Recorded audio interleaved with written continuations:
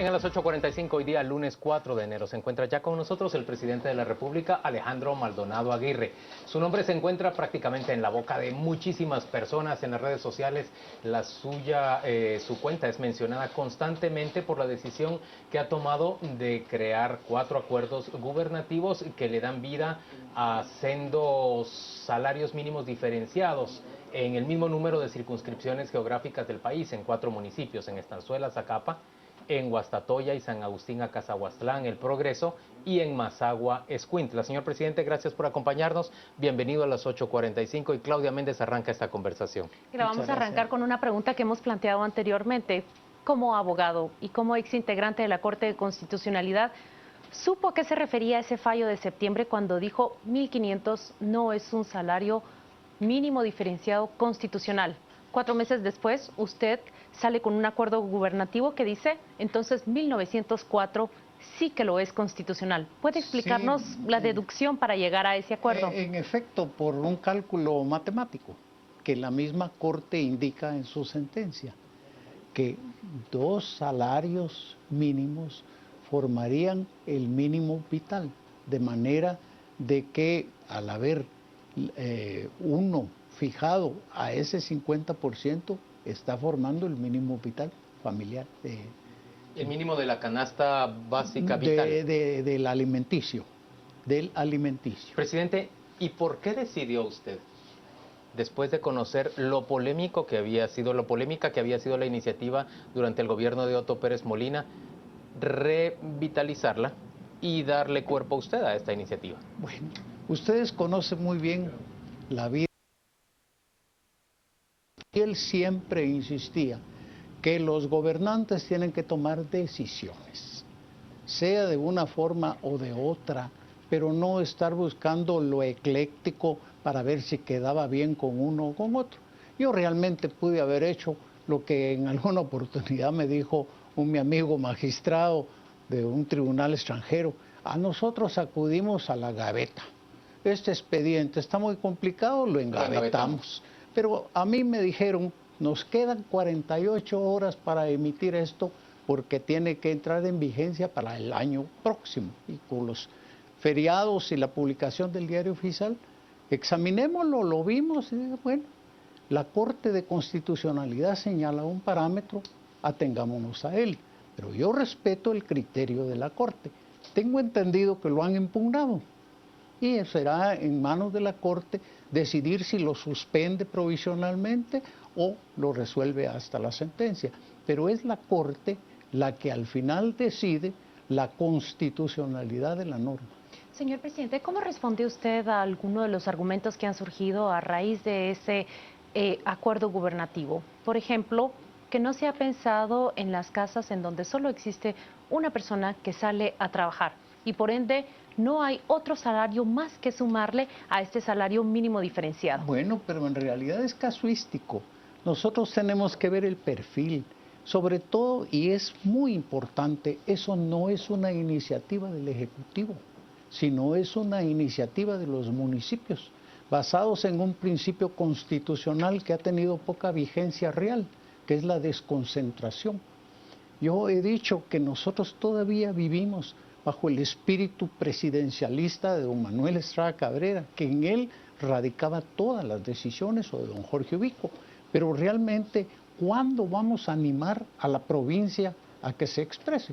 Y esa fue decisión de los municipios. Presidente, ¿es decisión de los municipios o es realmente una decisión inducida por inversionistas nacionales, por dueños de capital nacional que están interesados en montar manufacturas livianas en esos 4 municipios porque se encuentran los 4 cercanos o bastante accesibles a los puertos del país y podría por lo tanto exportarse con relativa facilidad esos productos que ellos produzcan? Podría ser. Yo no podría poner en duda que haya interés en inversionistas en colocarse en sitios estratégicos. Cabalmente, Acazahuastlán está exactamente a la mitad de Puerto Quetzal y de Puerto Santo Tomás. Es decir, puede ser, pero ¿en dónde no? Las empresas buscan una posición de ventaja para sus inversiones. ¿Y no le preocupa a usted, presidente, que migren empresas, por ejemplo, del área metropolitana de Guatemala o, digamos, de Quetzaltenango, hacia estos 4 municipios que cuentan con un salario diferenciado para ganar más, para tener mayor rentabilidad en base a pagarle un salario menor a sus trabajadores? Sí, no podrían porque está prohibido. Las empresas que se instalen en estos municipios tienen que ser enteramente nuevas. Pero usted y cometen delitos. Ve al Ministerio de Economía en la capacidad suficiente para investigar que no hayan simplemente cambiado de razón social. Bueno, si hay denuncia, creo que lo tienen que investigar. Si hay denuncia, dice usted. Permítame agregar el siguiente dato. 70% se ha descubierto que se incumple con el salario mínimo vigente, de acuerdo con los números revelados por el Ministerio de Trabajo. ¿Cómo respondemos ante ello? Esas son las deficiencias de nuestro Estado. Hay un Ministerio de Trabajo con una Inspección General de Trabajo que tiene la obligación de investigar cualquier denuncia que llegue por cualquier procedencia de que en determinada empresa no están pagando el salario mínimo. Pero ¿cuántos inspectores de trabajo tenemos? Sin embargo, no podemos nosotros tomar como premisa el hecho de que en algunas empresas no se pague el salario mínimo.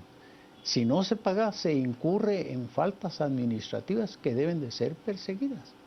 Y así sería con este otro. Señor presidente, una respuesta casi jurídica a un fallo de 4 meses atrás, pero también una respuesta política. Una de las caricaturas más comentadas tanto por columnistas como por usuarios de las redes sociales es esta que vamos a mostrar ahora en pantalla. Y simplemente quiero hacer una pregunta. Después de verla, que usted también reaccione a lo que el caricaturista Fo de Prensa Libre ha retratado hoy. Primero está esa decisión suya del aumento al salario mínimo y luego la distribución del salario diferenciado. Una pequeña moneda para uno y luego una pequeña moneda para que se la distribuyan entre 4. Seguramente que usted la vio. ¿Cómo reaccionó ante ella? Muy simpático. Fo es muy creativo, pero es de los casos que no admiten derecho de respuesta, porque yo le voy a mandar también otra caricatura. ¿Y qué le respondería a usted? Respondería que cabalmente lo que estamos buscando es la inversión en los departamentos, municipios como estos, que están realmente en una situación calamitosa. Están en el corredor seco, no hay ovido, no hay agricultura productiva, no hay industrias, no hay turismo, no hay nada. Entonces, algo hay que darles de consuelo. Y ellos mismos lo pidieron, esos municipios fueron los que promovieron las juntas paritarias. Mira, la Corte de Constitucionalidad declaró la inconstitucionalidad del monto, pero no de todos los principios que se aplicaron, los cuales les encontró legítimos e incluso declaró sin lugar las inconstitucionalidades que habían planteado en ese punto. Es decir, es cuestión numérica, matemática. Si nuestra decisión acierta, la Corte de Constitucionalidad puede declararlo viable. Presidente. Si no concuerda con la Corte, pues ellos tomarán la decisión. ¿Y cómo reacciona usted, por ejemplo, a un comunicado como el del alto comisionado, el representante del alto comisionado de Derechos Humanos en Guatemala, el señor Alberto Grumori, que habla de que esta es una decisión regresiva, que en términos generales vulnera derechos de los trabajadores guatemaltecos? ¿Cómo reacciona usted? Grumori lo conozco yo muy bien desde hace mucho tiempo. Creo que hemos tenido una buena afinidad, aunque distanciamientos a veces por la perspectiva que él o yo podemos tener. Recuérdense que yo soy un liberal demócrata. Es decir, yo no estoy inscrito en una corriente diferente a la que he profesado toda mi vida. No califico como piense Alberto, pero digo, él habla en nombre de Naciones Unidas. ¿A cuenta de qué? Si todos nosotros los países somos parte de Naciones Unidas. Ahí está Edmond Mulet, que es guatemalteco, en el segundo cargo más importante de Naciones Unidas. Y creo que así como él, ya podría estar hablando, censurando cualquier caso de cualquier país, porque no comparte su visión política. Pero, ¿qué dice él de los derechos humanos de los que no tienen trabajo, de los que no tienen empleo, de los que se van en los contingentes de migrantes? ¿Sabe cuántos guatemaltecos se expulsaron de los Estados Unidos y de México en 2 años? Que calculado al 15 de diciembre del año pasado, era 193.482 guatemaltecos. ¿Y cuántos se fueron a exponer al delito, a la explotación, a la extorsión, a la violación, a tantas cosas? Porque los señores coyotes han hecho el gran negocio de su vida. ¿Y usted cree Pero que un permítame salario... repetirle lo que la crítica responde justamente a esos argumentos, que la respuesta que da el Estado de Guatemala, en esta ocasión representado por su firma en ese acuerdo, es la mano de obra barata. Y lo que le responden es, no es la opción viable para el desarrollo. Vea, no es que sea barato o no sea, es mano de obra, es trabajo.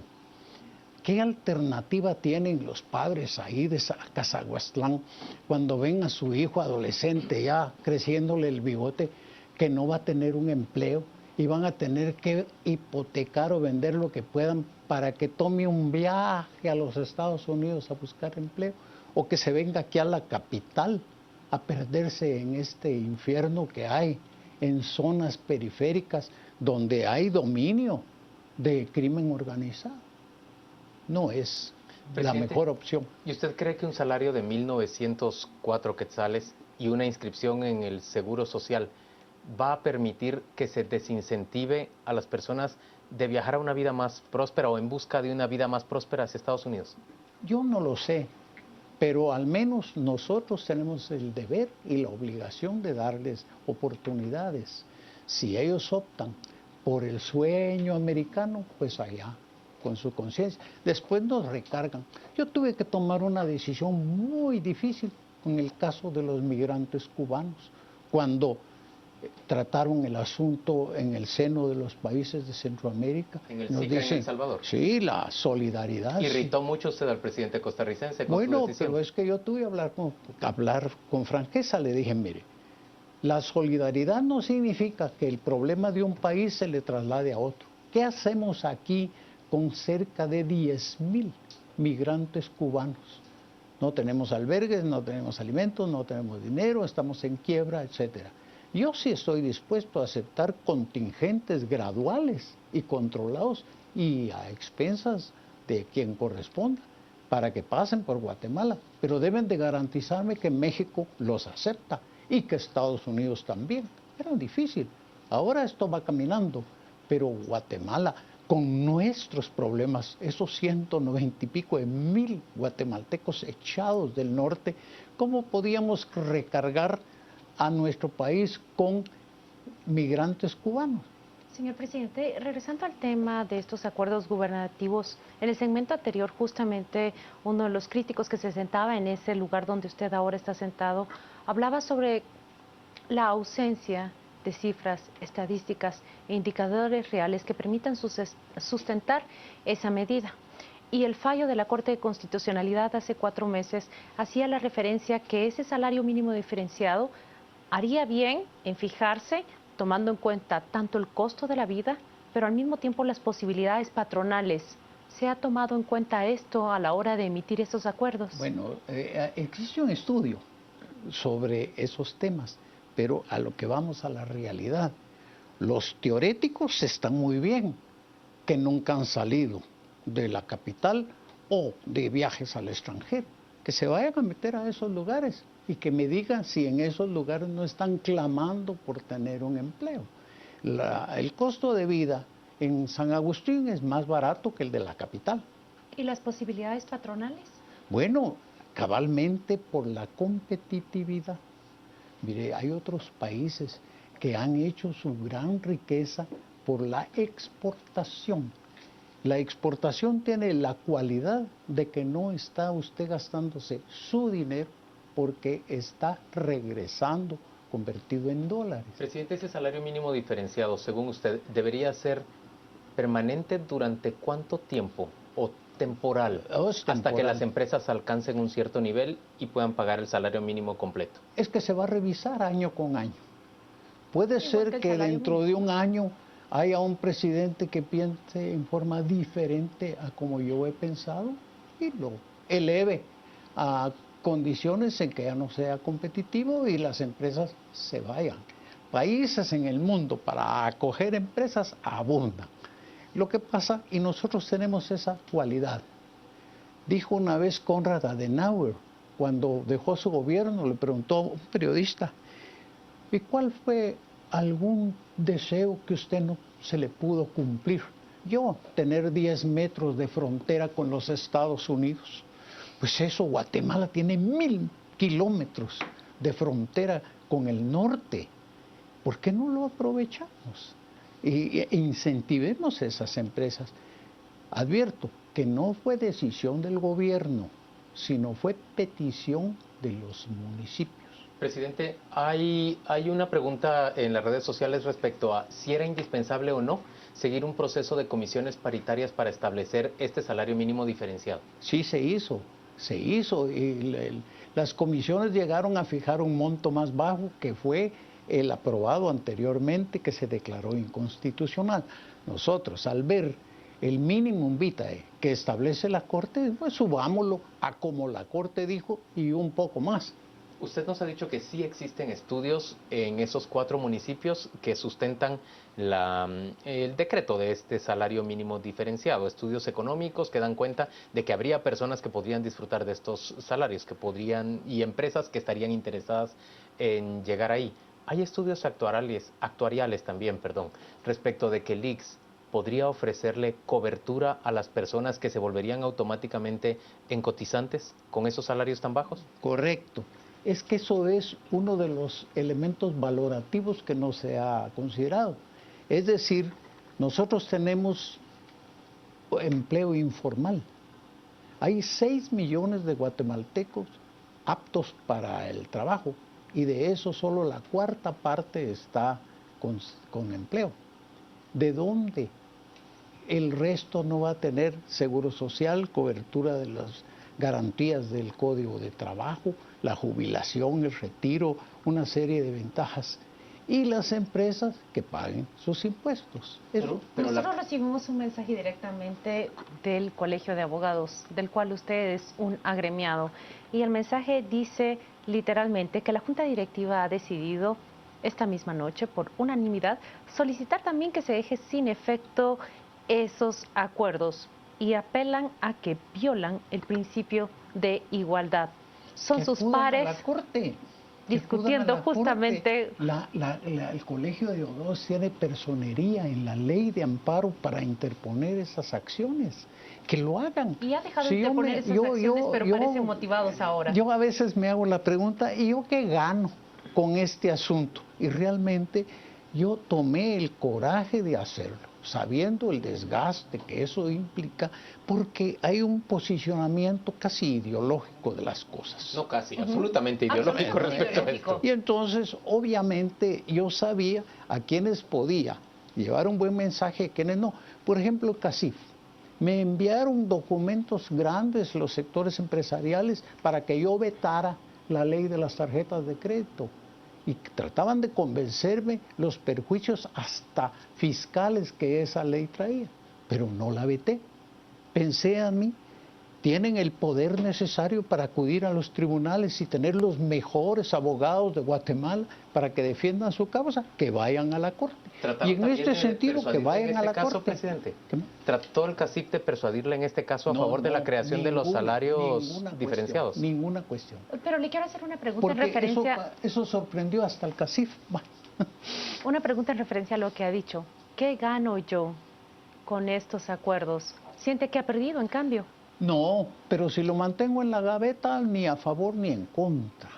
Pero yo afronté la situación, inclusive dentro de mi propio gobierno. Usted sabe que emití los acuerdos y el viceministro de Trabajo encargado del despacho dijo que él no los rubricaba. ¿Le inspira respeto a usted ese viceministro? Imposible. ¿Sabe por qué? Porque desconoce absolutamente el sistema presidencialista de Guatemala como lo consagró Abraham Lincoln. Si el ministro no está de acuerdo con el presidente, su deber es decirle no estoy de acuerdo y presentar su dimisión. Pero ¿cómo es eso? No firmo y él se apodera de un derecho de veto. sobre las decisiones del presidente. ¿Cómo va a ser posible que un poder legítimo constitucional quede sujeto a un subalterno para el que diga yo no firmo y usted pierde el poder que tiene? Por eso lo despedí, por haber violado la Constitución. Hubo una serie de rumores este día y usted está aquí para confirmarlos, verificarlos o desmentirlos. ¿Es cierto que el ministro y el resto de viceministros han decidido renunciar o que le han planteado a usted esa posibilidad? Mire, yo he sido muy respetuoso con los ministros. Pregúntele a todos que les he dejado una amplia libertad a su desenvolvimiento. Y el ministro de Trabajo tiene su criterio. Incluso se fue de viaje sin haberme consultado. Pero ahí estaba cumpliendo un deber político y atendiendo la invitación. Y digo, no es posible que un ministro, si no comparte los criterios del presidente, quiera obligar a quedarse contra su voluntad. Es de su perfecto derecho continuar o no continuar. Respeto su decisión. Al final de cuentas, solo le va a perder unos 6 días de sueldo. ¿Y qué ha pasado con el resto de viceministros? Bueno, si también quieren partir, partirán. El gobierno no va a sucumbir por una cosa de esa naturaleza. Y creo que en este momento es necesario que el guatemalteco entienda, que comprenda que lo que yo hice fue recibir el clamor de los municipios y se está gobernando a la inversa. Es decir, ya la gran figura totémica del señor presidente, que ya vaya desapareciendo. Yo lo veo con esa campaña de desgaste anticipado contra el electo. ¿Por qué? Porque creen que en manos de él está el poder mágico de transformar la sociedad guatemalteca, que la misma sociedad no ha sido todavía capacitada para resolver. ¿Usted ve que se está desgastando ya la imagen del futuro presidente? Están tratando de desgastarlo, particularmente los artículos en donde vienen las dudas, hasta de muchos factores de la gobernabilidad. Démosle tiempo, por eso dije yo, así como Roosevelt dio 100 días, démosle 99 para que se ponga a prueba. Presidente, usted nos ha hablado en términos generales de estudios, pero yo voy a repetirle la misma pregunta. Con un salario de 1.900 quetzales, ¿hay estudios actuariales que hagan pensar que el ICS sí va a poder proveer, por ejemplo, invalidez, vejez, maternidad, a los trabajadores que coticen con esos salarios? ¿O no se ha consultado todavía al ICS? Porque el riesgo es que termine solo ofreciéndoseles cobertura de accidentes. No, es que el ICS no es una caja mutual, sino es un aspecto de solidaridad social. El principio es que el que gana más pague más, aunque no reciban los servicios en beneficio del que paga menos. Al menos yo mucho tiempo fui cotizante del ICS y nunca requerí sus servicios porque, a Dios gracias, los podía buscar en un tratamiento particular. Pero, ¿y el que no puede? Y tiene un tratamiento caro.